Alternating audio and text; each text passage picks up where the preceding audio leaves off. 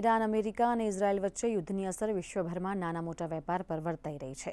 ત્યારે ગુજરાતના મોરબીમાં ઇંધણ ગેસની અછતથી સિરામિક ઉદ્યોગ બંધ પડતા હવે તેની સીધી અસર ટ્રાન્સપોર્ટ સેક્ટર પર પણ પડી છે.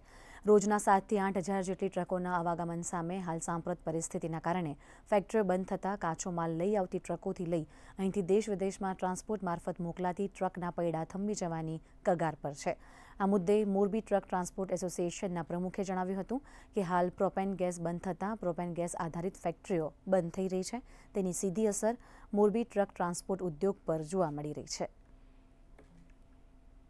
આ સિરામિકના હિસાબે પૂરેપૂરે ટ્રાન્સપોર્ટમાં મોટો ઉદ્યોગ રોજની 7થી 8 હજાર ગાડીઓ જે આવતી એ અત્યારે તમામ પૈડા થંભી ગયા. મોરબી માટે કોઈ છે નહીં. ઇંધણના કારણે મોટું માર્ગ ઓછામાં ઓછા લાખો ડ્રાઈવર ક્લિન્ડરને રોજીરોટી અને મજૂર कम से कम 10 लाख मानसों की रोजी रोटी छीनवानी चाहती। गैस की सप्लाई बंद हो गई, फैक्ट्रियाँ बंद हो गई। फैक्ट्रियाँ बंद होने से गाड़ियों को रॉ मटेरियल जो राजस्थान से कहीं से भी आता था वो नहीं मिल पा रहा है।